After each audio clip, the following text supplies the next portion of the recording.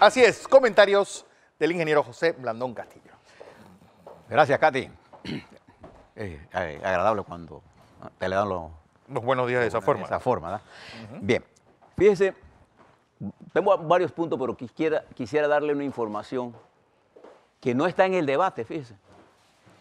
Se publican las estadísticas del movimiento de carga en América Latina en los puertos y se da el orden de los puertos en América Latina. Y quiero que usted vea las cifras que le voy a dar porque esto ve la funcionabilidad o no del modelo económico nuestro. Parcialmente, pero la ve. Los tres principales puertos de movimiento de carga de contenedores en el mundo, ¿cuáles son? Los de Panamá en el Atlántico en el primer lugar, con MIT, Evergreen y Panama Port moviendo, redondeo, 3.9 millones de contenedores. Le sigue Brasil con el Puerto Santos moviendo 3,6 millones. Estoy redondeando, no estoy usando cifras exactas, pero es un redondeo hecho matemáticamente. Y en tercer lugar, Balboa de Panamá con 2.9 millones de contenedores. Usted suma los contenedores que se mueven en Panamá, en los puertos nuestros, y fíjese que en el año 92, Panamá movía 150,000 contenedores y no teníamos puertos. Acuérdense que los Estados Unidos era dueño de todos nuestros puertos. Éramos un país con 2 mares, pero sin puertos. El puerto era el puerto de Mensabé y el puerto de... Y los puertos estos eran utilizados por el enclave colonial militar que no producía nada. Absolutamente. Bien. Esto nos pone a nosotros hoy con un movimiento de 7 millones en una política que arrancó bajo el liderazgo del presidente Ernesto Pérez Valladares en firme, porque ya con Endara se dio arranque al primero, que fue el MIT. Pero con Valladares vino una concepción estratégica del desarrollo portuario. Y nosotros le quitamos a Jamaica el puerto que Evergreen quería construir y lo hicimos que lo construyera en Panamá. Y Sherman Chan, con esa visión estratégica que tenía, decidió Panamá. Y no se equivocó. Y traímos a Panama Port, que era uno de los operadores portuarios, porque no necesitábamos gente que nos viera a dar consejos, sino gente que supiera de movimiento de carga. Y ellos se arriesgaron a Panamá y ya llevan una inversión de más de $1,000 y pico millones. Entonces, esa política continua que se hizo con Valladares, con Mireya, con Martín, con Martinelli y con Varela, nos ha hecho ser un país importante en materia de transporte marítimo. Pero como si fuera poco, nosotros, bajo la dirección del presidente Martín Torrijos, arrancamos la ampliación del canal y bajo el presidente Martinelli se continúan las construcciones y el presidente Varela inaugura en el año 16 la ampliación del canal. Como complemento a utilización de nuestra posición geográfica como parte del proceso de movimiento de mercancías que ha generado miles de empleos. Porque lo importante, hay gente que le gusta, está pensando nada más en impuestos. No, lo importante es generar riqueza y empleo. Eso es lo importante. No está poniendo impuestos. Pero además de eso, con la visión estratégica de Ricardo Martinelli, se construye el proyecto minero, que lleva una inversión de casi 4.000 millones para asumir 5.000 tantos millones de dólares. Y nosotros en el año 19 vamos a estar con una mina que va a producir 350.000 toneladas de cobre a un valor bruto de ese año de casi 2.700 millones de dólares, el 1,5% del PIB que generamos ahora. ¿Eso qué nos está indicando a nosotros? Que el mundo sabe y tenemos una infraestructura de servicios importante que se ha quedado atrasada. Entonces el mundo le ha asignado a Panamá una responsabilidad, que es impulsar esto y cuidar que esto se haga bien. Entonces, cuando yo oigo gente hablando de que hay que liquidar a Panamá Port, que no sé qué cosas, no saben lo que están hablando. Esto tuvo una visión estratégica, ha tenido sus pros y sus contras, pero hemos sido consistentes en materia de nuestra economía marítima. Con alguna gente ahora que quiere meterse en los negocios, hay gente que quiere estar en todos los negocios. Aquí hay grupos económicos, por ejemplo, que manejan, ustedes sabían que el Grupo Mota maneja los sistemas eléctricos aislados. Es pequeño, ¿usted sabía? No. Para que usted sepa. Entonces, creo que nosotros, en términos generales, hemos sido exitosos en el manejo de nuestra posición geográfica. No hemos sido tan exitosos en el manejo de la equidad de esa economía. Pero el mundo lo sabe y nos mira a nosotros con interés geopolítico positivo. Por eso Panamá capta tantas inversiones. Y por eso es importante que miremos lo que ocurre en Colombia. Fíjese que el cuarto lugar en puerto es México con Manzanares y el quinto lugar está en Cartagena, Colombia. Y hay compañías que están interesadas en quebrar Panamá Port para llevarse la carga para Cartagena. Ese es el mundo de los negocios. Ah, Buenaventura. ¿Sí? Ese es el mundo de los negocios. Nosotros negociamos y le quitamos a Jamaica Evergreen, bajo la conducción del presidente Pérez Valladares, del canciller Gabriel Lewis Galindo y de Hugo Torrijos, que era director portuario nuestro. Entonces, esta realidad son noticias buenas. Yo me pregunto, Fernando, ¿usted ha visto al gobierno hablando de estas cosas? No. Bien, ahora le explico en qué está ocupado el gobierno. Bien, en el plano político, nada más le señalo esto para que usted vea las cosas en perspectiva. Cuando nosotros nos detenemos en pequeñeces, nos olvidamos de las cosas grandes. ¿Dónde nosotros hemos sido exitosos? En el hub que hemos montado. Nosotros tenemos un hub bancario, tenemos transporte aéreo, tenemos comunicaciones. Nos faltan algunas cosas importantes en el desarrollo del interior, porque quien ha dirigido el Estado no ha tenido la visión de integrar a todo el mundo en el desarrollo nacional. Eso es un problema que tenemos que resolver. Bien, para eso son las elecciones en el 2019. Dos cosas, antes que sigas. Los afectados con dietilenglicol están a punto de cerrar la vía transísmica frente al complejo hospitalario metropolitano y hay una alerta de noticias porque las sirenas están sonando de bombardeos en el sur de Israel. Bien. Entonces vemos las cosas locales, que son importantes, porque granos de arena forman montañas, momentos la vida y menudencias el tiempo. Entonces no nos detenemos en la menudencia, pero hay que verlas. Fíjese hoy, por ejemplo, hoy hay dos postulaciones en Cambio Democrático, una a las 8 Rómulo Rux y a las 2 de la tarde Ricardo Francolini estará presentando. E impedido para estar allí por una injusta orden de conducción y de detención. Injusta. Y desde mi punto de vista ilegal. Fíjese lo que el tribunal, la Corte decidió en el caso de Joel Watson, en el mismo caso. En el mismo caso. Declara ilegal la detención. Pero en el caso de Ricardo Francolini, la Corte el juez da una fianza y la Fiscalía apela. ¿Para qué lo apeló? ¿Qué ganaba jurídicamente con eso? Nada más que provocar la detención precisamente para evitar la presentación de su candidatura. ¿Por qué razón? Vaya usted a saber a quiénes dieron esa orden. Pero quiero señalar esto, porque mientras el sistema judicial siga interfiriendo en el proceso electoral, esta contienda va a ser confrontacional, no solo de ideas, que es la idea de una democracia, sino física. Ojo con lo que están haciendo. Ayer presentó en Cambio Democrático su candidatura José Raúl Mulino y Sarasqueta. Rodrigo Sarasqueta. Así que a este proceso en desarrollo, con gente detenida ilegalmente, y ya la Corte señala que una de la gente, que fue detenido ilegalmente, y la Corte lo determina así. Ese caso no tiene ninguna fuerza, pero sí tiene la capacidad de ponerlo a usted, porque cuando le metan a usted ese de blanqueo de capitales, entonces no quieren ponerlo preso. Aquí la detención preventiva es una forma de quererlo hacer usted parecer culpable antes de. Entonces quiero señalar esto, pero además le adelanto que mañana hay una conferencia de prensa del equipo legal de Ricardo Martínez. En Miami. En Miami. Next va a mandar un equipo para hacer las explicaciones de lo que está ocurriendo allá. Quiero aclarar algo con respecto a una comparación que se hizo entre el ex general ya fallecido, hoy cumple un año de desaparición, Noriega, ¿no? Hoy. Bueno. Que Noriega no invocó sus relaciones con la Agencia Central de Inteligencia. Eso es falso. El general Noriega, ante el juez Hubeler, sostuvo que él era pagado y dijo cuánto le había pagado la CIA. Lo que pasa es que el juez, por motivos de seguridad de los Estados Unidos, decidió que ese tema no iba a estar en su juicio y lo sacó. O sea, fue la única razón por la que Noriega no pudo seguir con un tema que para él era importante en su defensa.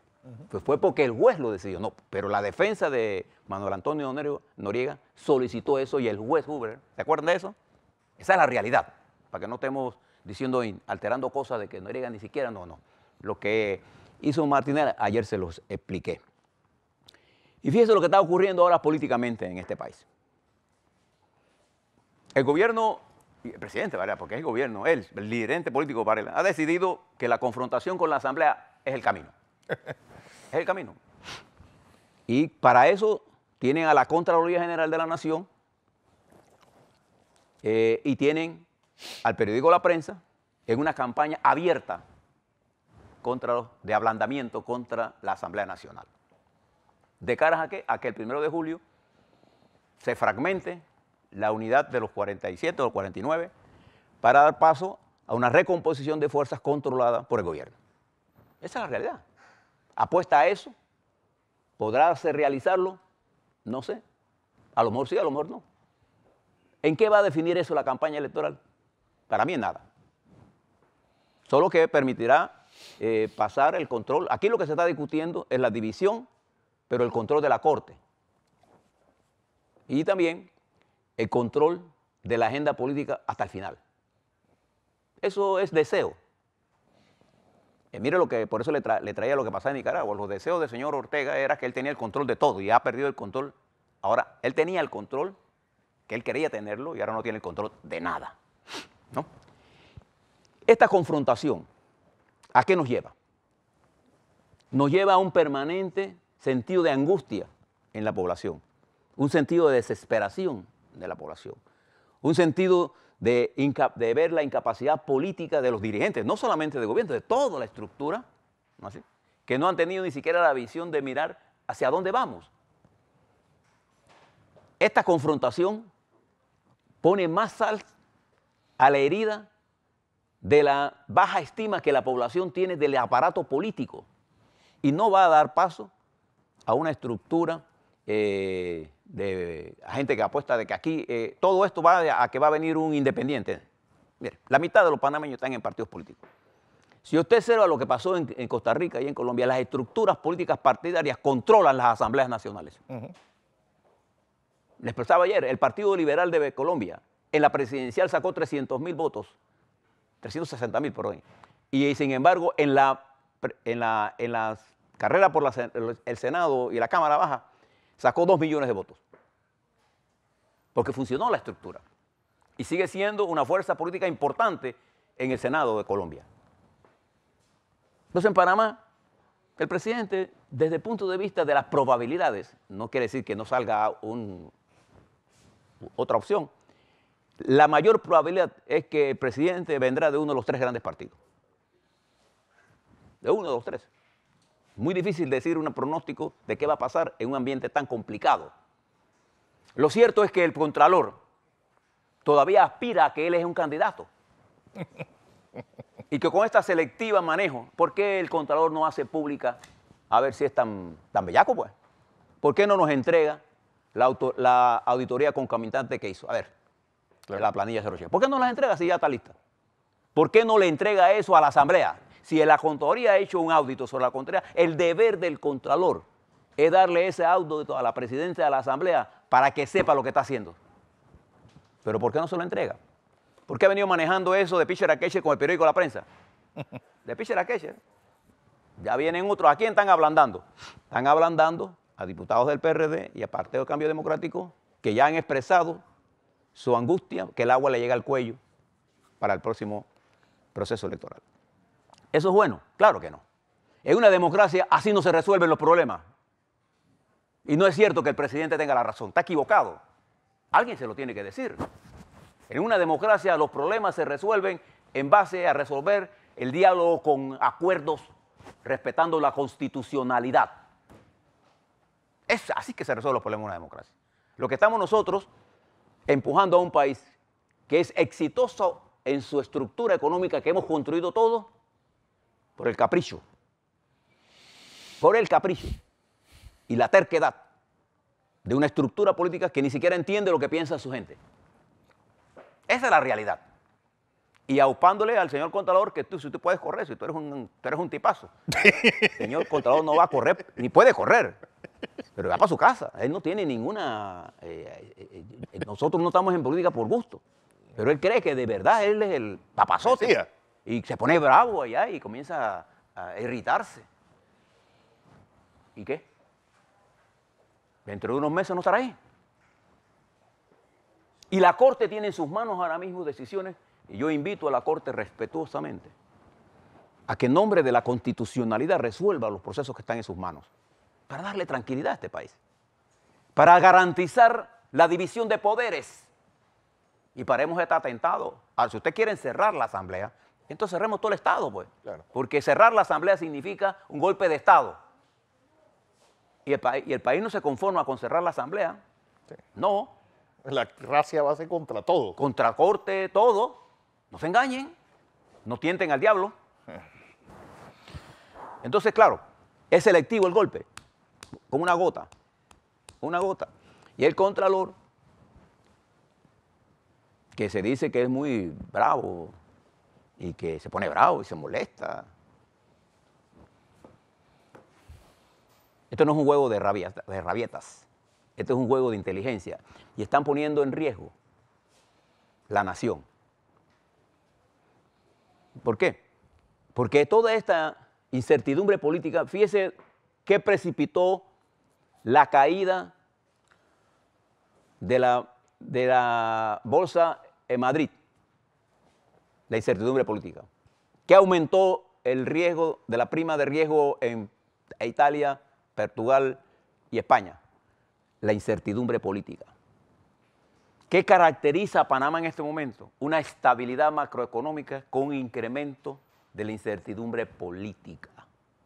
En el momento que esa incertidumbre política pase el umbral del riesgo tolerable, va a afectar el riesgo de la deuda soberana panameña y vamos a pagar todos. Y fíjese que en vez de estar preocupado en ver estos temas, o ver el tema, por ejemplo, de la SEP, y quiere hacer una corrección. En Panamá hay empresas, voy a dejar el tema en Panamá hay empresas generadoras de energía solar que van conectadas a la red. Esas empresas tienen su acuerdo de generación con el sistema, tienen un acuerdo, esos no están afectadas por lo que está pensando hacer la SED. La SED lo que quiere es poner un cargo por demanda a los usuarios residenciales que utilicen paneles solares, con una sola intención política energética, que es disminuir la cantidad de gente que utilice los paneles solares para garantizar que el filete de generación de utilización de la energía, que es el sector residencial de alto consumo, quede disponible para el segmento de las térmicas. Esa es la realidad. Entonces, este señor director de la Autoridad de los Servicios Públicos, que no sé para qué será bueno, pero para ser un jefe de una institución que debe manejar la regulación, yo les pregunto a los usuarios del servicio eléctrico de La Chorrera, de Arraiján, de las áreas de las playas, o de Veracruz, o del área de Panamá y Colón, si no han sentido las fluctuaciones de voltaje, si no han visto la cantidad de aparatos que se le queman, si no han visto la cantidad de facturas con sobreprecios. Aquí vino un señor que tenía una facturación de $21, se la subieron a 1.100 y pague primero. Por favor, una factura de 1.100 para un consumidor eléctrico Jubilado de $21 jamás debió salir al mercado. ¿Eso qué me está indicando? Que el señor Autoridad de Servicios Públicos no ha hecho ningún audito sobre el sistema de facturación de las empresas ¿cómo se llama? De distribución. Él tiene que auditar eso para saber si los cargos, si están haciendo los descuentos de los subsidios. Tiene que presentarnos Tienes que darle un audito, por ejemplo, ¿qué está pasando en el IDAN? El IDAN es una responsabilidad del señor pero él nada más está interesado en controlar la energía eléctrica para favorecer quién sabe a quién. Todo el mundo sabemos. ¿Por qué no nos dice a nosotros las grandes estafas que nos están dando porque nos venden un servicio de velocidad de internet que no existe? E impiden que empresas participen. Yo le mandé una vez una protesta, ni siquiera me acuerdo quién era, porque yo no tengo ningún interés en eso. Pero ¿qué pasa? Ellos salen de las empresas de generación eléctrica o eléctrica, vuelven a ser reguladores y devuelven a las empresas. ¿A qué sirve? A ver. Entonces nosotros necesitamos un director de la Autoridad de los Servicios Públicos. Eso es importante, porque si hay algo que llega al alma del panameño, es el costo de la energía eléctrica, es el costo del agua. Y en el caso del agua, tenemos una cantidad de panameños que no pagan agua, pero como ellos no se atreven a tomar medidas, usted no sabía que la regulación del agua es de la Autoridad de Servicios Públicos. ¿Usted lo ha visto alguna vez a este caballero hablarnos sobre el agua o hablarnos sobre los servicios de telecomunicaciones? Jamás. ¿Cuántas veces se cae el sistema? ¿Y quién dice nada? Nadie. Pero él sí está interesado en hacer una consulta para ver cómo clava el cargo por demanda a los usuarios residenciales. Vaya usted. Bueno, estas son las cosas que se pierden de vista. Por eso es que el gobierno no habla de las cosas que le estoy explicando yo. Por ejemplo, ¿por qué el gobierno no ha salido a explicar esto? Que es una noticia buena, bonita, importante, fabulosa, diría yo. Nosotros salimos al mercado a colocar bonos hace menos de una y fue exitosísima. Porque el gobierno está entretenido en la pelea cuerpo a cuerpo con el órgano legislativo. Entonces, en ese entretenimiento, las aguas van subiendo y el río va limpiando solito la cascada.